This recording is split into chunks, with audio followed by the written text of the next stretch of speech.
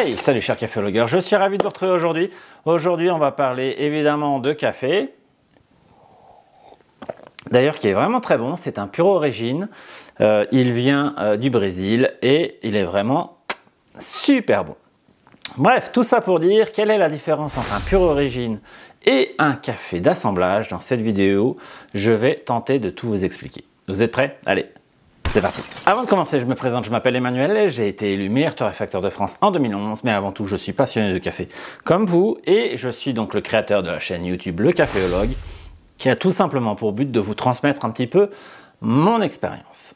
Un café pure origine, qu'est-ce que c'est? Un peu comme le vin, on sait qu'en France on produit du vin, mais à travers la France on va avoir des régions, puis on va avoir des producteurs bien précis, et ils vont proposer leur fameux vin blanc ou leur fameux vin rouge qui sont en fait liés à la variété de raisins utilisés. Sur le café, c'est exactement la même chose. On va retrouver un pays producteur de café, par exemple le Brésil. On va retrouver une région, par exemple la région de Santos.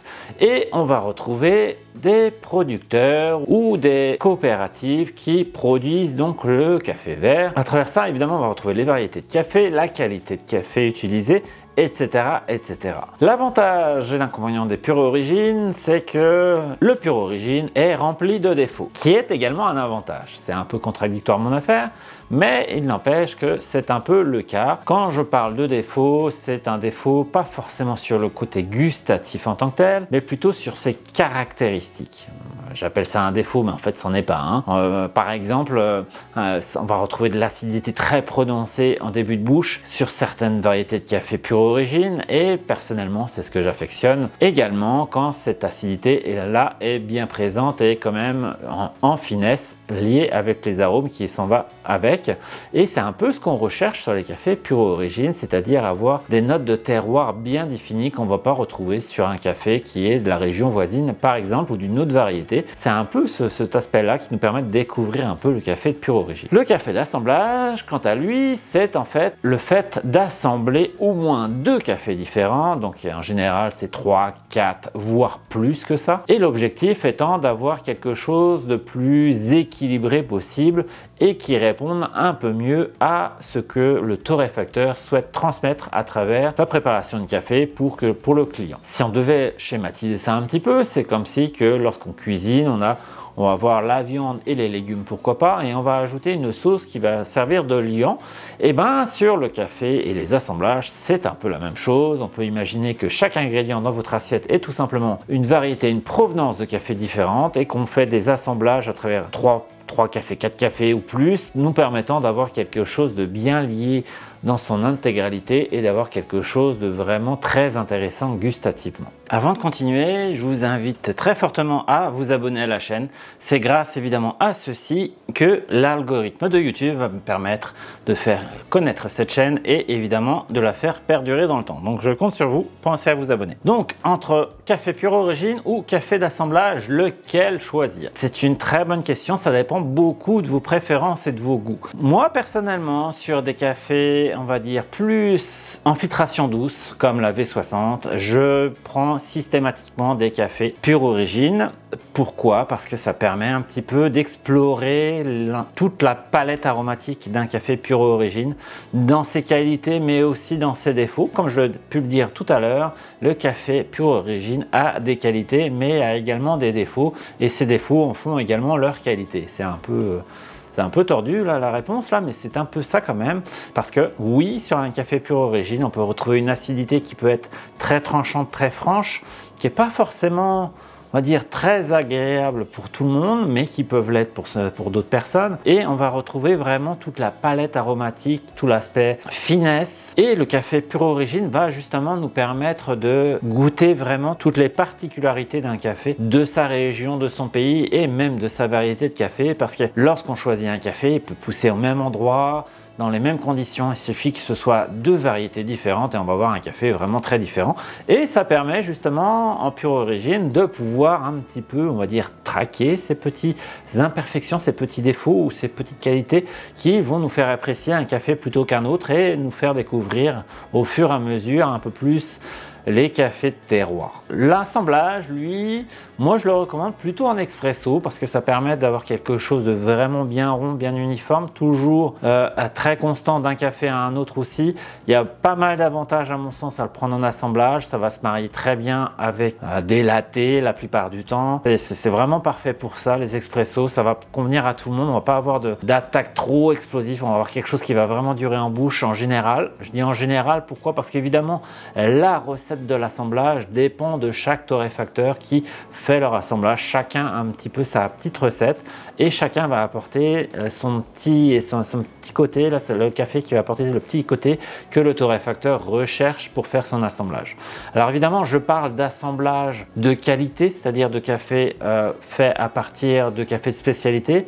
Parce que la plupart des assemblages qu'on peut retrouver en grande surface, malheureusement, c'est l'intérêt de l'assemblage est tout autre. L'intérêt de l'assemblage dans un café de grande surface, c'est tout simplement d'avoir un café constant toute l'année, c'est-à-dire qu'il ne va pas y avoir des variations de goût d'une année sur l'autre non plus, ni d'un mois sur un autre. Si par exemple, ils n'arrivent pas à s'approvisionner sur un café, ils vont s'approvisionner sur une autre provenance d'un autre café, donc par exemple un brésilien qui n'est pas disponible, ils vont se rabattre sur pourquoi pas un café du Pérou, et ils vont avec les autres cafés essayer de retrouver la même note de dégustation qu'ils avaient au départ avec leur café du Brésil dans le but d'avoir quelque chose de vraiment très lisse sur l'année et aussi malheureusement pour cacher souvent tous les défauts des cafés parce que forcément les cafés qu'ils choisissent ne sont pas réputés pour leur qualité, n'est-ce pas?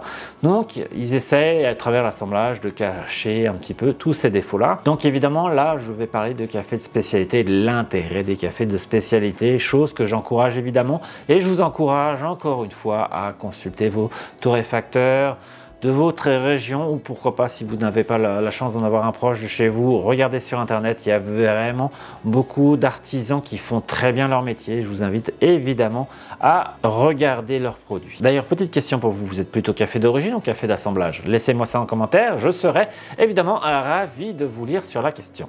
Moi, en ce qui me concerne, café pur origine ou café d'assemblage, c'est une très bonne question.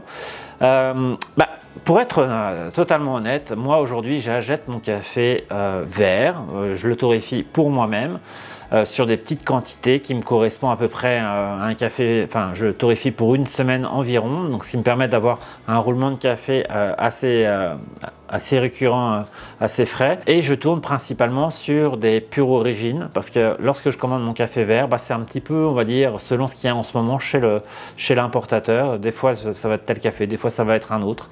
Et je me suis pas encore, ça fait plusieurs années déjà que je fais ça pour moi à titre personnel et je me suis pas encore penché sur l'assemblage de ces cafés-là. Pourquoi? Parce que peut-être par manque de temps, je sais pas, mais je suis plus sur la découverte des cafés pure origine parce que j'aime découvrir leurs défauts qui sont leur qualité en même temps et pour moi ça fait voyager vraiment de passer par là, mais c'est vrai qu'un bon assemblage en réalisant cette vidéo là, c'est ce que je me suis dit, ce serait peut-être bien que je prenne un peu plus le temps de creuser certains assemblages parce que c'est vrai que ça permet d'avoir quelque chose qui est vraiment très différent des cafés pure origine. On va vraiment on va dire lisser un peu le café, j'aime pas trop ce terme là mais c'est un peu ça.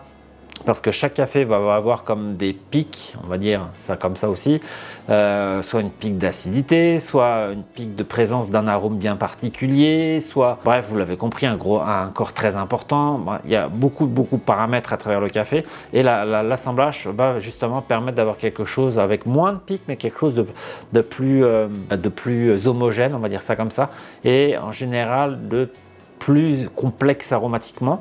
Mais encore une fois, ça dépend des recettes et ça dépend de chacun et évidemment de ce qu'on préfère boire en termes de préparation. Plutôt filtration douce, plutôt expresso, les résultats sont vraiment très différents de l'un comme de l'autre. Moi, vous l'avez deviné, je suis plutôt très V60 parce que j'aime ce type de café là. J'étais très expresso à une époque, aujourd'hui je suis plus V60, déjà parce qu'il y en a plus dans le café, il y en a plus dans la tasse, c'est plus long à boire. Toutes ces raisons font Donc évidemment, j'adore le V60, mais pas que. On vient chercher de la finesse qu'on ne va pas forcément retrouver en expresso. C'est vraiment deux besoins complètement différents. Là, je ne suis pas là pour parler de l'expresso versus la V60, mais plutôt de café pure origine versus les cafés d'assemblage. Voilà, ça fait le tour pour cette vidéo. J'espère que ça vous a plu. N'hésitez surtout pas à partager cette vidéo et je vous dis à très bientôt. Ciao, bye bye.